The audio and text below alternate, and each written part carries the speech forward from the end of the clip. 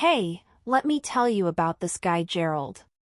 He was the kind of dude who lived for the outdoors, boots muddy, hands calloused, the whole deal. Hunting was his thing, and he was damn good at it. Gerald wasn't just some weekend warrior either, he was the real deal, the guy other hunters swapped stories about over beers. And his secret weapon? This old Mauser Model 98 rifle.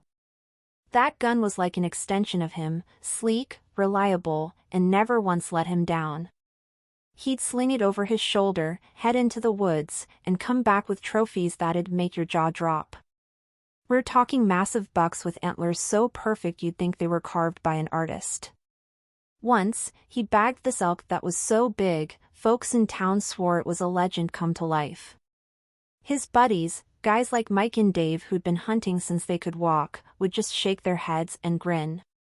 "Gerald, man, you're unreal," they'd say, half jealous, half amazed. His cabin walls were lined with those trophies, each one a story, each one proof that him and that Mauser were unstoppable. Every fall, like clockwork, he'd pack up his gear, jerky, a thermos of coffee, that trusty rifle, and hit the trails. Didn't matter if it was freezing or if the wind was howling, Gerald was out there. He knew the woods like the back of his hand, every deer trail, every ridge where the light hit just right at dawn. And that rifle? It was his pride and joy. He'd clean it after every trip, oil it up, make sure it was ready for the next one. People in town would see him heading out and just know, Gerald's coming back with something big. The thing about Gerald was, he wasn't cocky about it. He'd sit at the bar with a cold one, telling stories in that quiet way of his, while folks leaned in to listen. Like this one time, he tracked a bear for 2 days straight, no sleep, just him and the Mauser. Ended up face to face with it, took the shot, and walked away with a hide that still sits in his living room. "Just me and the rifle," he'd say with a shrug, like it was no big deal. But everyone knew it was. That Mauser wasn't just a gun, it was his partner, his good luck charm. Years went by like that, hunt after hunt, trophy after trophy. Gerald built a name for himself without even trying. Kids in town would point at him and whisper, "That's the hunter guy," and their dads would nod, like they were proud just to know him. The Mauser never jammed, never misfired, never gave him a reason to doubt it. It was steady as a rock, and so was he. By the time he hit his late 30s, Gerald had a collection that could fill a museum, deer, elk, even a mountain lion once. And every single one of those kills? Clean, quick, and thanks to that rifle. But here's the kicker, Gerald didn't see it coming when that perfect streak was about to break. He had no clue that one trip, one deer, was gonna flip everything upside down. That's the thing about life, right? You're cruising along, thinking you've got it all figured out, and then bam, something hits you out of nowhere. For Gerald, it started on a crisp morning, leaves crunching under his boots, the Mauser slung over his shoulder like always. He was out there chasing a feeling, that rush he got every time he lined up a shot. Little did he know, this hunt was gonna be different. Alright, so Gerald's out in the woods again, right? It's one of those perfect fall days, air's sharp, leaves are all golden red, and he's got that Mauser Model 98 slung over his shoulder, feeling like king of the forest. He's been tracking this deer for hours, picking up signs like broken twigs and faint hoof prints. And then, there it is. This buck steps out from the trees, and holy crap, it's the most beautiful thing he's ever laid eyes on. Antlers like something out of a dream, wide and branching out perfect, catching the sunlight just right. Gerald freezes, heart pounding, thinking, this is it. This is the one. He drops to a knee, slow and steady, bringing the rifle up. He's done this a million times, line up the shot, breathe out, pull the trigger. That Mauser's never failed him, not once. He's picturing those antlers on his wall already, the story he'll tell Mike and Dave over beers. The deer's standing there, totally clueless, grazing like it's posing for him. Gerald squints through the scope, finger on the trigger, and click. Nothing. He blinks, pulls again. Click. The damn thing jams. His stomach drops. This isn't happening. Not now, not with this deer. The buck's ears twitch, and before Gerald can even curse under his breath, it bolts, gone in a flash, just a rustle in the bushes. He's left there, kneeling in the dirt, staring at the rifle like it's betrayed him. His hands are shaking, not from the cold, but from pure shock. That Mauser was his rock, his sure thing, and it picked the worst possible moment to crap out. He slings it back over his shoulder, trudges home, and the whole way he's replaying it in his head. That deer. That shot. That stupid click. Back at his cabin, Gerald can't let it go. He's pacing, muttering to himself, sipping a beer he doesn't even taste. That deer's haunting him, those antlers, that perfect moment snatched away. He grabs the rifle, tears it apart on his kitchen table. Bolts sticky, firing pins off, nothing major, but enough to screw him at the worst time. He's pissed, yeah, but he's also rattled. This isn't just about a missed shot, it's like the universe pulled a fast one on him. He cleans it, fixes it, tests it out back, bam, works fine now. But it's not fine in his head. For days, he's a mess. Can't sleep, can't stop seeing that deer in his mind. He's sitting there at night, staring at his trophy wall, and it's like those old kills are mocking him. Mike swings by, asks what's up, and Gerald just grumbles, rifle jammed. Lost the best buck I've ever seen.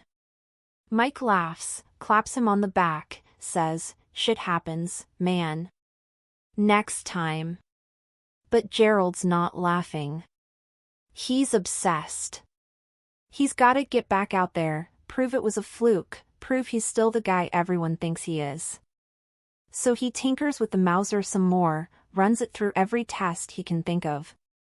Fires it at targets until his shoulders sore, perfect every time. He's got it back in shape, good as new, maybe better. But it's not just about the gun anymore, it's personal. That deer's out there somewhere, and Gerald's convinced it's waiting for him. He starts planning his next trip, picking the same spot, same time of day. He's telling himself, I'm getting that buck. No jams, no excuses. Little does he know, this whole thing's about to turn into something way bigger than a hunt. Don't forget to subscribe to my channel to keep up with the latest exciting stories. I am very pleased when you like the video and write comments. Thank you. Okay, so after that whole fiasco with the rifle jamming, Gerald takes a break, longer than he's ever taken from hunting. Weeks turn into months, and he's just stewing at home, messing with gear, sipping coffee on his porch, trying to shake off that deer-shaped hole in his brain. The Mauser's sitting there, all fixed up, gleaming like it's daring him to give it another shot. Finally, he's had enough. He's like, screw it, I'm going back out. That itch to hunt's too strong, and he's got this gut feeling, today's the day he gets his trophy. He packs up early one morning, thermos, jerky, the usual, and slings that Mauser over his shoulder. It feels good, like slipping into an old pair of boots. The woods are calling, and he's got this bounce in his step, a mix of nerves and excitement. He's thinking about that deer, those antlers, and how he's not letting it slip away again. The rifle's perfect now, he's tested it 100 times, so it's all on him. No room for mistakes. He heads to the same spot, that little clearing where it all went south last time, figuring maybe fate will give him a do-over. The air's crisp, sky's clear, and Gerald's in the zone. He's moving quiet, eyes sharp, picking up every little sound, the snap of a twig, the rustle of leaves. He's telling himself, this is it, man. You've got this. The Mauser's steady in his hands, and he's feeling that old confidence creeping back. He sets up near a ridge, perfect view of the clearing below, and settles into wait. Hours tick by, nothing yet, but he's patient. Hunting's half skill, half stubbornness, and Gerald's got both in spades. Sun's climbing higher, and he's starting to wonder if he's chasing a ghost. Maybe that deer's long gone, moved on to some other forest. But then, out of nowhere, he hears it, a faint crunch, like hooves on dry leaves. His heart kicks up a notch. He shifts, real slow, peering through the trees. And there it is. Movement. Something big. He adjusts his grip on the rifle, takes a deep breath, and waits for it to step into view. He's thinking, please, let it be that buck. Let me get this right. Gerald's mind's racing now, but he keeps it cool. He's been here before, well, almost. Last time, the gun let him down, but not today. He's checked every bolt, every spring. The Mauser's ready, and so is he. He's picturing the shot, clean and quick, that trophy finally his. The waiting's torture, but he knows rushing it screws everything. So he holds steady, eyes locked on that spot, finger resting light on the trigger. Whatever's coming, he's not letting it walk away this time. What he doesn't know yet, what he can't know, is that this hunt's about to flip his whole world upside down. He's out there chasing redemption, thinking it's just him, the rifle, and that deer. But the woods have a way of surprising you, and Gerald's about to get hit with something he never saw coming. For now, though, he's just a guy with a gun and a goal, sitting there in the quiet, waiting for his moment. All right, so Gerald's perched there on that ridge, Mauser in hand, waiting like a hawk. He's been at it for hours, muscles stiff, but he's locked in, nothing's gonna shake him now. The woods are dead quiet, just the wind whispering through the trees, and then he hears it again, that soft crunch of leaves. His pulse picks up, but he keeps it together, eyes glued to the clearing. And then, bam, there it is. The deer steps out, and holy crap, it's the deer. Same one he lost months ago, those antlers, wide and perfect, glowing in the sunlight. No mistaking it. Gerald's throat goes tight. This is his shot. He lines up the rifle, slow and steady, the way he's done 1,000 times. The deer's just standing there, head high, like it's daring him. He's thinking, this is why I came back. This is mine. His fingers on the trigger, ready to end it, when something moves behind the buck. He squints, shifts the scope a little, and oh man, there they are. 2 tiny fawns, wobbly legs and all, stumbling out from the brush. The deer's not just a trophy, it's a mom. And she's taking care of her babies, nuzzling them, guiding them along. Gerald freezes. His hands start shaking, not from the cold, but from something else. He watches through the scope as the fawns toddle around, all clumsy and cute, while the mom keeps an eye out. Those antlers he's been dreaming about? They're still gorgeous, but now they're part of this whole scene, her standing there, proud and gentle. And then it hits him. He recognizes her for sure now, not just by the antlers, but by the way she moves. It's the same deer he missed, the one that got away when his gun jammed. Only now, she's not just a target. She's something more. He lowers the rifle, real slow, like he's scared to spook her. His chest's tight, and, get this, he feels his eyes sting. Gerald, the tough-as-nails hunter, is tearing up. He's not crying over a lost shot or some macho pride thing. It's bigger than that. He's watching this little family, and it's like the woods are showing him something he's never seen before. All those trophies on his wall, all those kills, they flash through his head, and for the first time, he's not sure what they mean anymore. The deer doesn't bolt. She just stands there with her fawns, calm as can be, while Gerald sits there, rifle in his lap, feeling like an idiot and a genius all at once. He could have taken the shot. Mauser's fixed, aim's perfect, but he doesn't. He can't. He wipes his face with his sleeve, lets out a shaky laugh, and just watches. The fawns play around, the mom grazes, and it's so damn peaceful he almost forgets why he's there. Almost. He stays like that for a while, soaking it in, until the deer finally nudges her babies back into the trees. They disappear, quiet as they came, and Gerald's left sitting there, alone with his thoughts. The Mauser is still in his hands, but it feels different now, heavier, maybe. He's not thinking about trophies or stories to tell at the bar. He's thinking about that deer, those fawns, and how close he came to ending it all. And right then, something clicks in his head. This hunt's over, but it's not the end he expected. So, Gerald's sitting there on that ridge, rifle still in his lap, staring at the spot where the deer and her fawns vanished. The woods are quiet again, but his head's buzzing. He's replaying it all, the jam last time, the perfect shot he didn't take today, those little fawns tripping over their own legs. And it hits him like a ton of bricks, that rifle jamming months ago wasn't some random screw-up. It was like the universe stepped in, gave him a nudge, and said, "Hold up, man. Not this one." For the first time, he's thinking maybe there's a reason behind it all.